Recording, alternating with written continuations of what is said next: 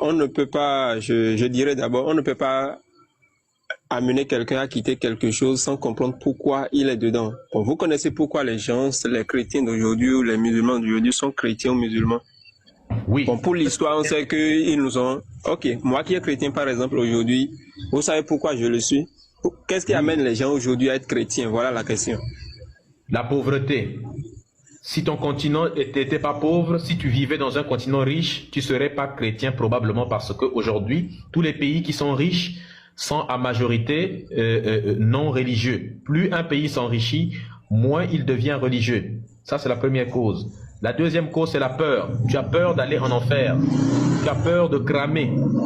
La peur maintient les gens dans des circuits de domination mentale. Troisième raison, parce que tu ne l'as pas choisi.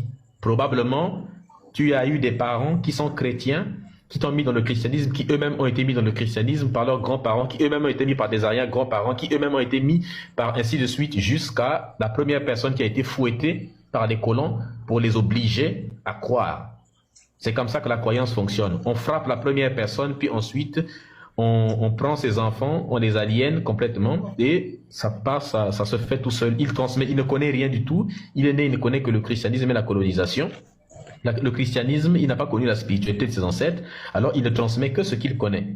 Et ainsi de suite, c'est arrivé jusqu'à toi. Ce qui fait qu'un Africain, musulman ou chrétien, est un traître issu d'une longue lignée de traîtres qui ont vendu le continent africain aux colonisateurs. C'est un fait.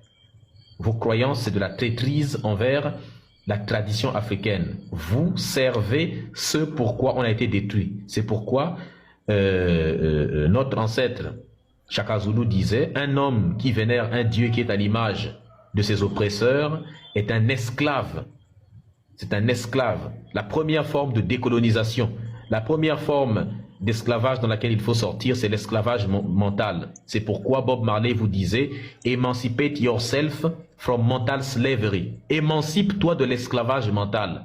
Et parmi la plus grande forme d'esclavage mental que l'on peut constater aujourd'hui, la plus grande forme de manipulation de quelqu'un, c'est par la religion. Les pasteurs aujourd'hui sont des voyous qui s'engraissent grâce à votre argent. Nous avons des gens qui meurent en Afrique, vous n'avez pas d'hôpitaux et vous mourrez parce que les pasteurs prétendent poser des mains sur vous pour vous soigner. Vous avez plus d'églises que d'écoles.